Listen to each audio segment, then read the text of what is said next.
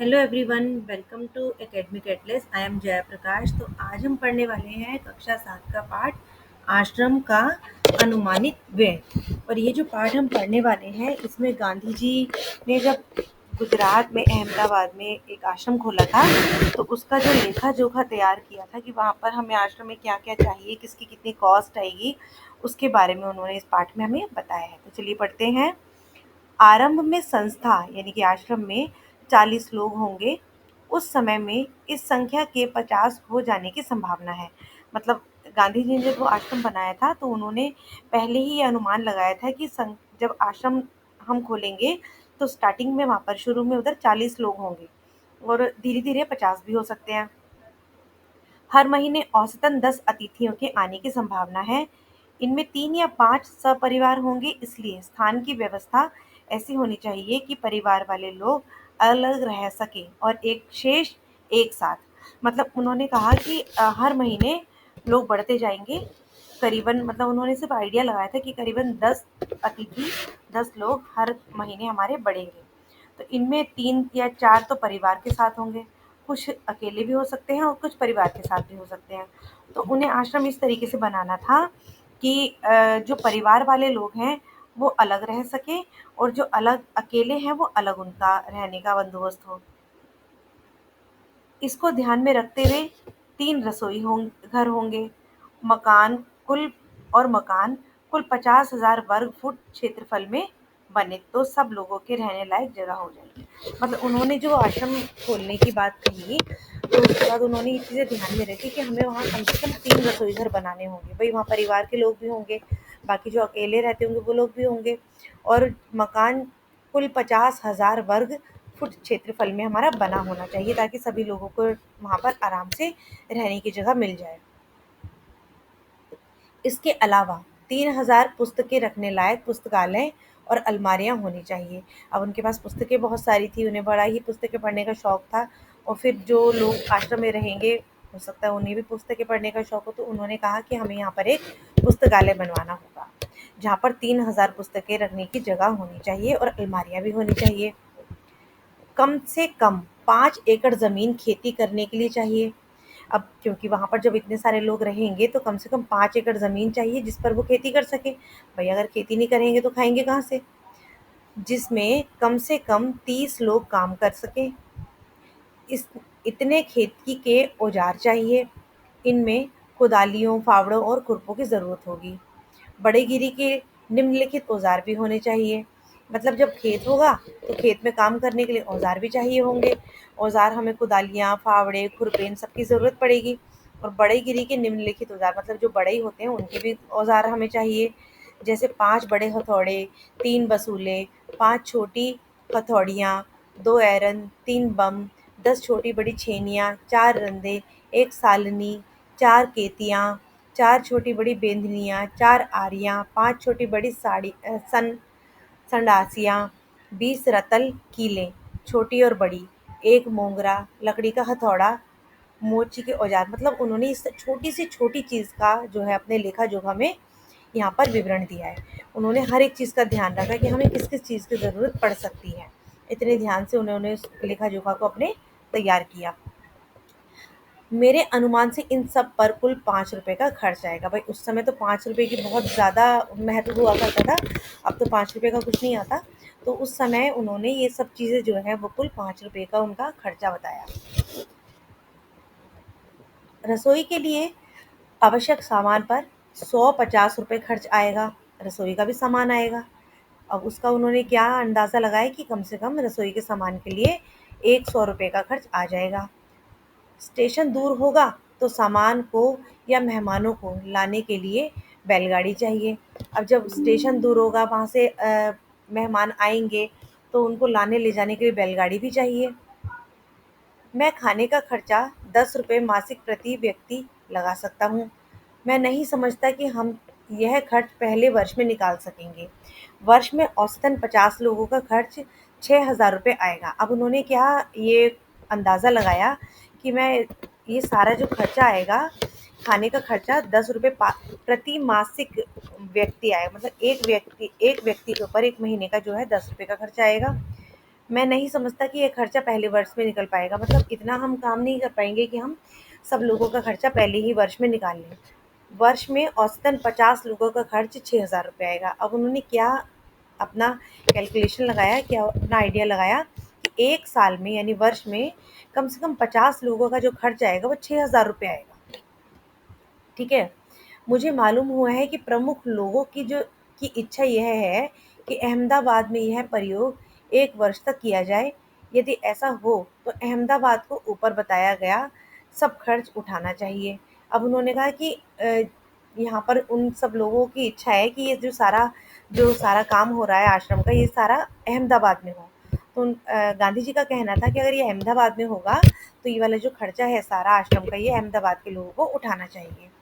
मेरी मांग तो यह भी है कि अहमदाबाद मुझे पूरी ज़मीन और मकान सभी दे दे, तो बाकी खर्च मैं कहीं और से या दूसरी तरह जुटा लूँगा। अब उनका कहना था कि अगर मैं अहमदाबाद में ये आश्रम खोल लेता हूँ और वहाँ के लोग ये सारा ऊपर का खर्चा उठा लेते हैं, तो और मुझे वो मकान और ज़मीन भी दे देते हैं, तो बाकी का खर्चा जो रह जाएगा, इसके अलावा भी बड़े सारे खर्चे, वो मैं खुद ही कहीं न कहीं से उनको जुटा लूँगा, उनका इंतज़ाम मैं कर लूँगा। अब चूँकि विचार बदल गया है, इसलिए ऐसा लगता है कि 1 वर्ष का या इससे कुछ कम दिनों का खर्च अहमदाबाद को उठाना चाहिए। अब उनका ये कहना है कि अगर मैं अहमदाबाद में ये खोलूँगा आश्रम, ये बनाऊँगा, एक आश्रम बनाऊँगा, तो अहमदाबाद वालों को 1 वर्ष तक का इनका जो खर्चा है वो उठाना चाहिए। यदि अहमदाबाद 1 वर्ष के खर्च का बोझ उठाने के लिए तैयार ना हो, तो ऊपर बताए गए खाने के खर्च का इंतज़ाम मैं कर सकता हूँ। तो चूँकि मैंने खर्च का यह अनुमान जल्द में तैयार किया है, इसलिए ये संभव है कि कुछ मदें मुझसे छूट गई हो। अब वो कहते हैं कि अगर यहाँ पर अहमदाबाद के लोग ये खर्चा ना भी उठाना चाहें, तो ऊपर का जो खाने का खर्चा है उसका तो इंतज़ाम मैं कर सकता हूँ।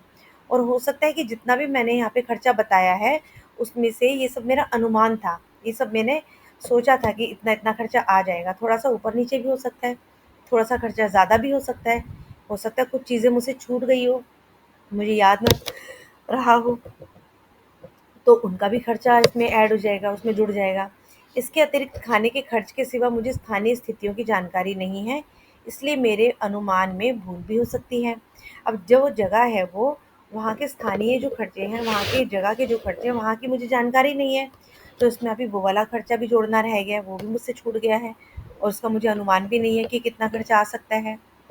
यदि अहमदाबाद सब खर्च उठाए, तो विभिन्न मदों में खर्च इस तरह होगा कि अगर ये अहमदाबाद वाले सारा खर्चा उठा लेंगे, तो सारा क्या खर्चा होगा वो उन्होंने नीचे हमें एक लिस्ट तैयार करके दी है। क्या क्या? किराया बंगले का और खेती की ज़मीन, एक तो ये उन्हें देना होगा। किताबों की अलमारियों का खर्चा करना होगा। बढ़ई के जो औजार आएंगे उनका खर्चा करना होगा। मोची के औजारों का खर्चा उन्हें करना होगा। तो ये सारी चीज़ें उन्होंने बताई। उसके बाद उन्होंने क्या किया, और छोटी-छोटी चीज़ों का भी खर्चा लगाया। 4 पतीले 40 आदमियों का खाना बनाने योग्य, इतने बड़े-बड़े 4 पतीले होने चाहिए। 2 छोटी पतीलियाँ 10 आदमियों के योग्य, 3 पानी भरने के पतीले या तांबे के कलशे, 4 भाई पानी पीने के लिए, पानी भरने के लिए कुछ सामान चाहिए ना, उनको कुछ बर्तन चाहिए।